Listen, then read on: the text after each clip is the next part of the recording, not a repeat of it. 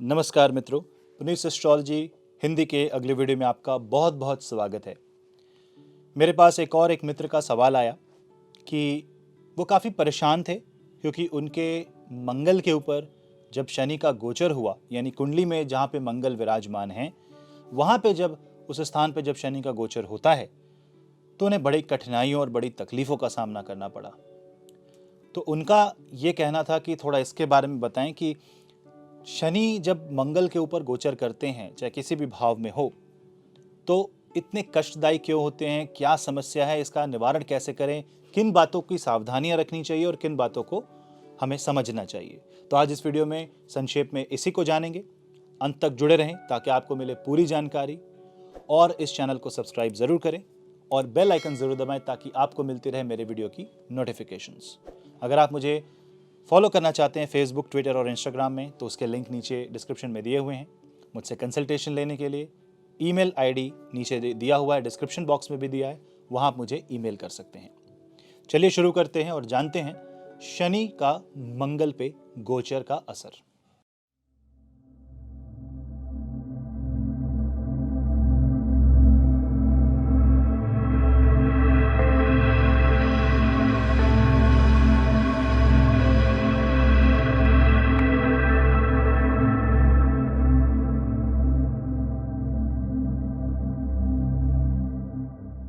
शनिदेव न्याय के दाता हैं, न्याय प्रधान हैं, न्यायाधीश हैं, कर्मों का लेखा जोखा करते हैं और कर्मों का फल भी देते हैं। शनिदेव 10वें और 11वें भाव के स्वामी हैं, यानी मकर और कुंभ राशि के। और शनिदेव धीरे धीरे चलते हैं, शनह शनह उनकी गति है, क्योंकि जो भी जस्टिस होता है, न्याय जो होता है, वो काफ़ी धीरे धीरे लिया जाता है। सारे पहलुओं को समझ करके, सारे एंगल को समझ के फिर जजमेंट दिया जाता है। हड़बड़ी में लिया गया न्याय नहीं होता। हड़बड़ी में कहते हैं ना, जल्दी का काम शैतान का। तो शनिदेव हमेशा सोच के, समझ के, न्याय की कसौटी में निष्पक्ष जजमेंट देते हैं। वो हमें भागना नहीं, चलना सिखाते हैं। हम जब गिरते हैं तो कहते हैं कि रुको, क्योंकि गिरता हुआ व्यक्ति कभी दौड़ नहीं सकता। चोट तो लगती है पर एक्सपीरियंस भी आता है, कठिनाइयों का सामना भी करना पड़ता है, लेकिन वो कठिनाइयां ही हमारे जीवन को एक शेप देती हैं, एक आधार देती हैं, एक दिशा देती हैं।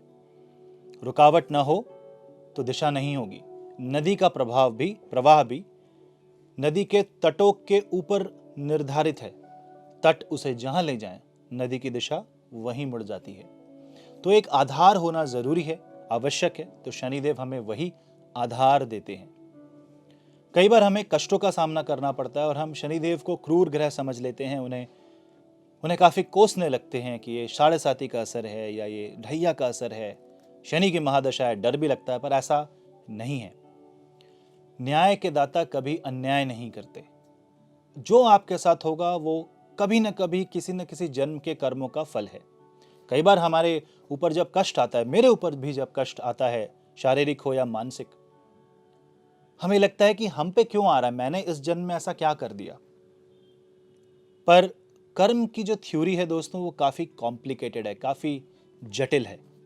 इसको इतनी आसानी से समझना मुश्किल है। बस इतना समझना बेहतर है कि कई जन्मों का कर्मों का जो लेखा जोखा है, वही हमारा ये जीवन है। अगला जीवन में जो कर्मों का लेखा जोखा होगा, उसमें इस जीवन के कर्म भी जुड़ते चले जाएंगे। वो एक क्यूमुलेटिव फ्रीक्वेंसी की तरह है, वो ऐड होता चला जाता है। इसीलिए कहते हैं कि अच्छे कर्म जितने कर सको उतने करो, ताकि बुरे जो कर्म है, जाने अनजाने में जो कर्म किए गए बुरे, वो कट जाएं। इसीलिए हम पूजा करते हैं, इसीलिए ईश्वर की आराधना करते हैं कि हमें सही दिशा प्राप्त हो। जन्म का एक ही मूल सिद्धांत है, ईश्वर की आराधना करके सही दिशा मिल जाए। मंगल काफी क्रूर ग्रह हैं। किस तरह से? क्योंकि उनकी क्रूरता के बिना उनका अस्तित्व नहीं। अगर मंगल ना हो तो शरीर में रक्त ना हो, मंगल ना हो तो उत्साह ना हो, उमंग ना हो। किसी चीज को तोड़ने के लिए धीरे धीरे कार्य नहीं कर सकते, उसे तेज हथौड़े की मार जरूरी है। स्कल्पचर, शिल्प कला अगर करनी है, कलाकृति बनानी है कभी किसी पत्थर से, धैर्य भी चाहिए और चोट भी।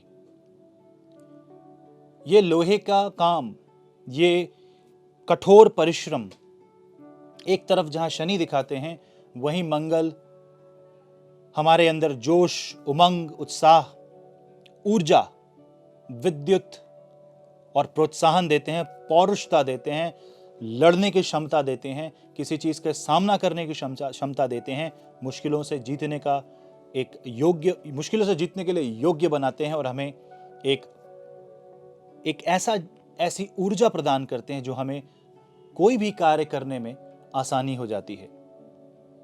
तो मंगल की नेचुरल जो नैसर्गिक गुण है मंगल का, वो है विद्युत समान दौड़ना।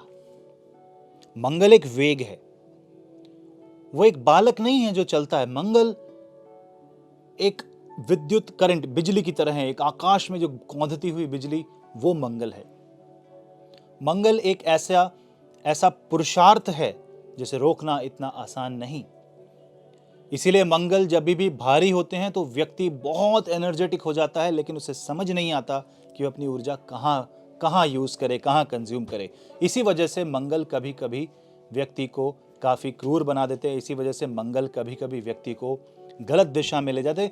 इसमें मंगल का दोष नहीं, हम उस ऊर्जा को न समझ पाते हैं, न संभाल पाते हैं। इस वजह से हमारी शरीर नहीं ले पाता उस ऊर्जा को। 220 वाट के बल्ब में अगर 440 वाट की इलेक्ट्रिसिटी आ जाए तो इसमें इलेक्ट्रिसिटी का कोई दोष नहीं, बल्ब नहीं ले पा रहा उस कैपेसिटी को। या तो हमें बिजली कम करनी पड़ेगी या बल्ब की रेटिंग बढ़ानी पड़ेगी। ऐसे केस में कई बार मंगल बहुत ज्यादा ऊर्जा के साथ कुंडली को अति वेगशाली बना देते हैं और व्यक्ति उसमें ढलने लगता है। वो एक्सेलरेशन, तेज गति को अपना जीवन का आधार मानने लगता है। उसे लगता है वो जो चाहे वो कर सकता है। अब वहां पे शनि का गोचर, यानी धीरे धीरे धीरे धीरे शनि इस मंगल के ऊपर आते हैं और इसे प्रेशराइज करना स्टार्ट करते हैं। अब ये धीरे धीरे मंगल जो है, मंगल का स्वभाव है लड़ना, वो रेजिस्टेंस तो देगा, लेकिन शनिदेव एक पहाड़ की तरह ऊपर में आके भार देना स्टार्ट करते हैं। तो ऐसे क्या होता है ऊर्जा में दोस्तों, ऊर्जा बंधनी शुरू हो जाती है। ये धीरे धीरे जैसे जैसे शनि आपके मंगल की डिग्री पे आ जाएंगे, जैसे किसी का मंगल 14 डिग्री का है, तो जैसे जैसे शनिदेव 14 डिग्री के पास आते चले जाएंगे, वो मंगल को पूरी तरह से पूरा दबा देते हैं। इसे ऐसे समझें कि गाड़ी में ब्रेक जरूरी है, एक्सेलरेशन नहीं। शनि जब मंगल के ऊपर आए आपके जीवन में, समझ जाएं कि आस्ते चलना अब आपकी आवश्यकता है। चाहे आप कितने ही निपुण हो, चाहे आप किसी भी परिस्थिति में हो, इस वक्त धैर्य रखना जरूरी है। शनिदेव मंगल के ऊपर जब आते हैं तो चीजों को स्लो डाउन कर देते हैं, रेगुलेट करते हैं। यहां पे मैं ये बोलूंगा कि प्रॉब्लम उनको होती है जो अपने मंगल को संभाल नहीं पाते। शनिदेव मंगल के ऊपर आते तो उस मंगल को संभालने की ताकत देते हैं, पर हमारा मन, हमारा नेचर वो करने नहीं देता। हम आदी हैं उस स्पेस पे जाने में, लेकिन अगर हमें रुकावट मिले तो हमें इरिटेशन होगा। फ्रीवे में गाड़ी चलाने में बड़ा आनंद आता है, लेकिन वहीं ट्रैफिक आ जाए, रुक रुक के चलना पड़े या रास्ता खराब हो, तो हमें लगता है कि हमारे रास्ते में अवरोध आ गया है। फिर हम उसी शनि को, जो न्याय के दाता हैं, जो न्यायाधीश हैं, उन्हें एक बाधक समझने लगते हैं, उन्हें एक अवरोधक समझने लगते हैं। वो एक ऑब्स्टेकल की तरह ट्रीट करने लगते हैं और हमें लगता है कि हमारा जीवन स्लो हो गया, रुक गया, गतिहीन हो गया, असामान्य हो गया। तो यहां पे मंगल के ऊपर आने वाले शनि हमेशा मंगल को प्रेस करेंगे और फ्रीडम नहीं देते। ऊर्जा इकट्ठी होने लगती है, गाइडेड होने लगती है, इंसान एक धुरी पे चलने लगता है। इंसान एक रास्ते में आगे बढ़े तो वो चल पड़ता है, इधर उधर जाए तो उसको रुकावट का सामना करना पड़ता है। तो जब शनिदेव मंगल के ऊपर प्रभाव देते हैं तो एक्सेलरेशन बंद हो जाता है। ऐसे केस में हमें रेजिस्टेंस नहीं देनी चाहिए। ऐसे केस में हमें क्या परिस्थितियां आ रही हैं वो समझना चाहिए। कई बार हमें उसे एक्सेप्ट करना पड़ता है, कई बार हमें उसके साथ कॉम्प्रोमाइज करना पड़ता है। जब भी शनि का ट्रांजिट आपके लगन के मंगल के ऊपर हो तो कोई नया काम करने से पहले, नई फास्ट बढ़ने से पहले थोड़ा सोच लें, क्योंकि यहाँ पे विचार करना जरूरी है, क्योंकि यहाँ पे ब्रेक जरूरी है एक्सेलरेशन के सामने। तो यानी कि आगे ऑब्स्टिकल आने वाला है, जो गति है गाड़ी की वो स्लो कर दे, धीमी कर दे। मंगल जब शनि के ऊपर आए तो इसका मतलब यह भी है कि रिफाइनमेंट ऑफ एनर्जी होती है। इसका मतलब ध्यान करना जरूरी है। उच्च रक्तचाप धीरे धीरे डाउन होगा, हेल्थ इंप्रूव होगी। गार्डन में जाएं, घास के ऊपर नंगे पैरों से चलें, नेचर के बीच में जाएं, ध्यान करें। और यहां पे सब सर्वोत्तम जो उपाय है वो है दिन में कम से कम 3 बार हनुमान जी का स्मरण करें और हनुमान चालीसा जरूर पढ़ें।